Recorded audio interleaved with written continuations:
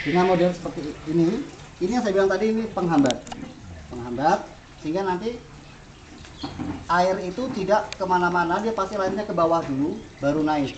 Nah, ini tidak akan ada gunanya kalau aliran air yang masuk ke filter itu terlalu deras. Karena nanti kalau terlalu deras, kotoran yang sini itu kantem aliran air malah naik lagi. Maka aliran masuk sini kita buat perlu ini tuh lebih besar daripada pompanya kita. Jadi minimal ini itu kalau kita pakai setengah in gitu, ini paling enggak itu ya 1 in, paling enggak dia harus lebih besar. Nah, filter jenis RFF ini akan semakin bagus kerjanya kalau dia tinggi. Semakin tinggi filter ini, kerja dia akan semakin bagus. Hasilnya pasti jernih sekali. Nah, ini ketinggian ini dan ketinggian ini yang membedakan dengan nanti sistem satunya ya. Jadi ini lebih rendah, yang keluar harus lebih rendah dari yang masuk, supaya permukaan air tidak sampai sini tadi, untuk supaya ada istilah saya tuh penahanan dari tegangan permukaan. Jadi kuncinya untuk RFF, permukaan air tidak melebihi ini, itu aja. Kemudian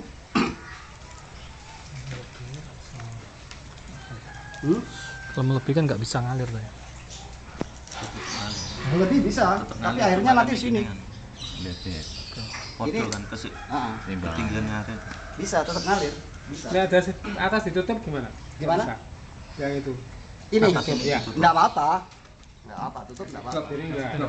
Kalau ini ditutup nggak? Yang nggak boleh ditutup itu kan yang tanaman. Ini kan sengaja dibuka biar kelihatan. Ini sistemnya. Kalau yang di rumah saya ketutup. Dari sini ya. Nanti ya. Ini loh. Iya.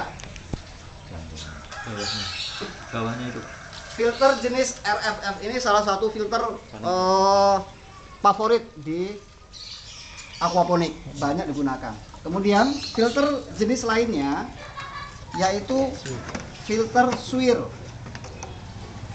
Swirl kalau tadi itu dia mengandalkan tegangan permukaan untuk menghambat air, kalau swirl filter itu mengandalkan gerakan air yang berputar. Nah, air masuk sini dengan dibengkokkan begini, nanti air akan lari begini, muter. Nah, gerakan berputar ini akan menyebabkan kotoran yang padat akan turun ke bawah, berkumpul nanti dia di sini di tengah. Kotoran yang ringan dan mengambang, dia nanti akan berputar di atas, larinya ke arah luar, ke arah pinggir.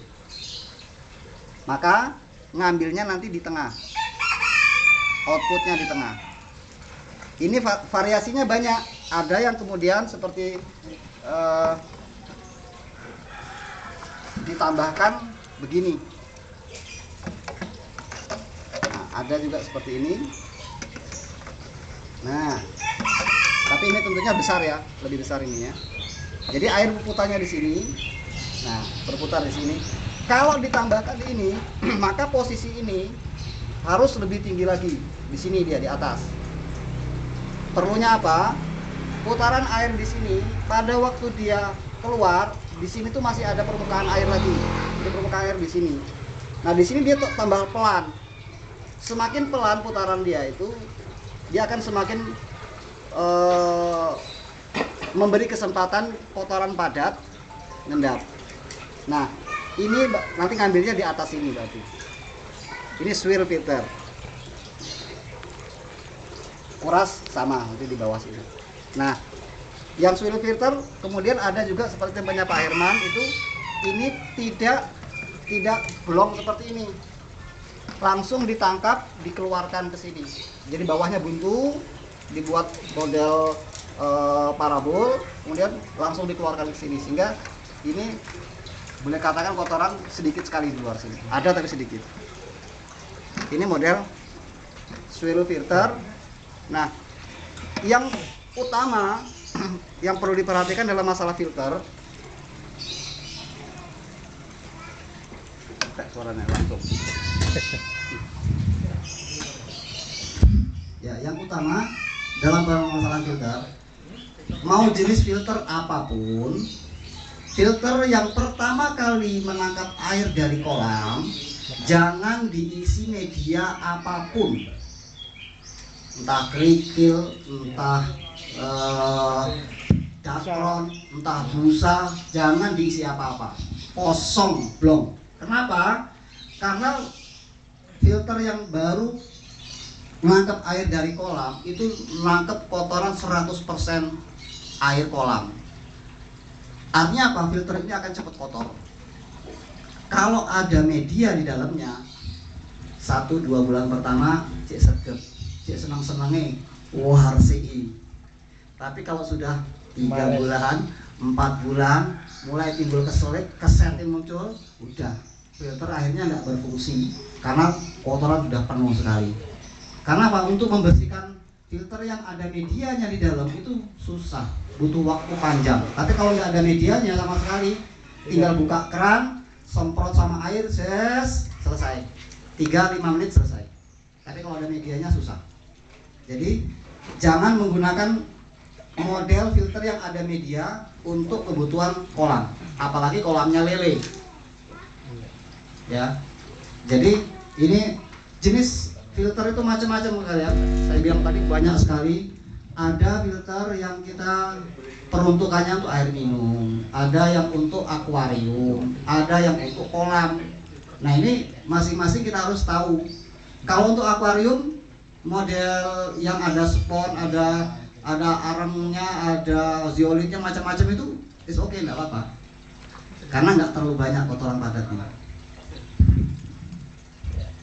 Oke, ini swirl filter. Kemudian filter yang berikutnya itu filter biologis.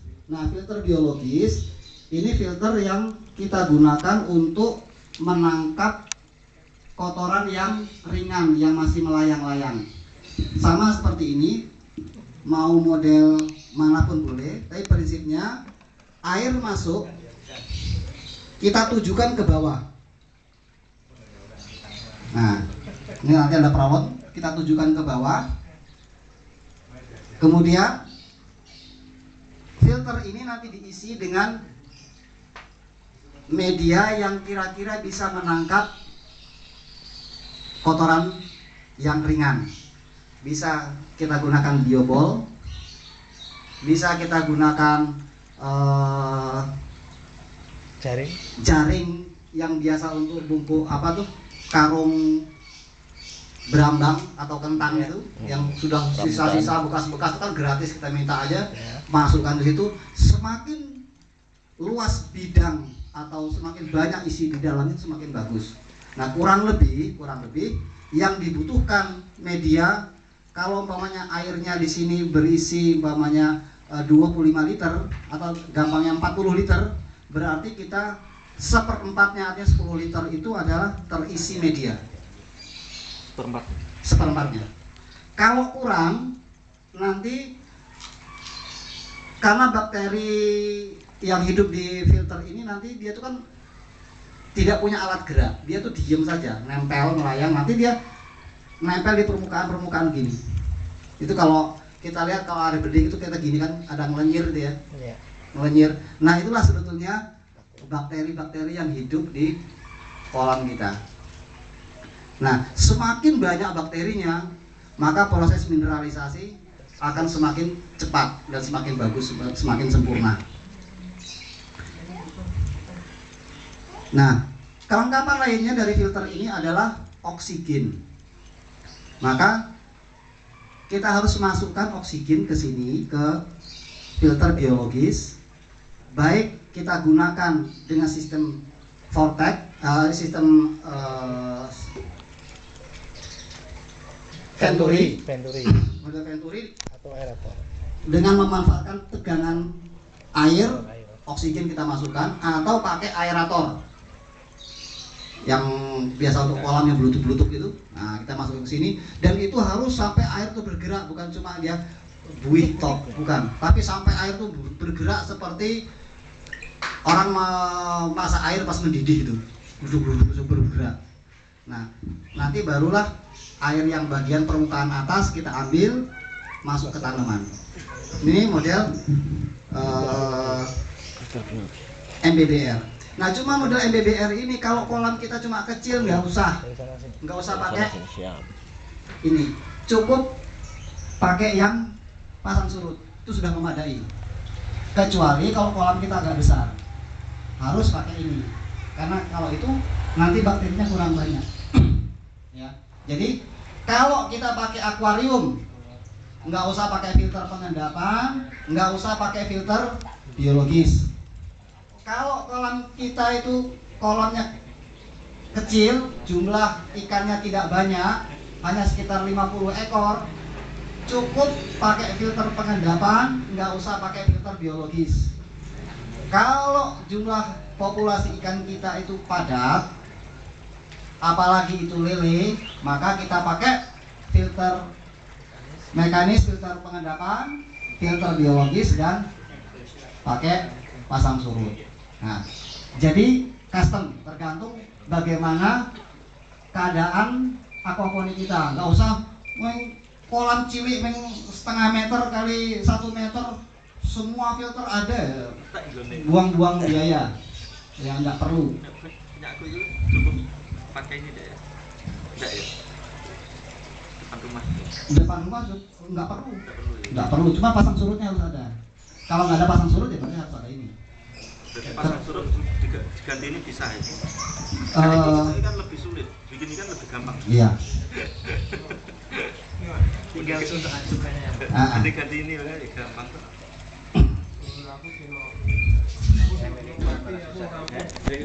Gimana anu Pak, ada pasang surutnya kan ada proses Tangan. mineralisasi jadinya diterjun.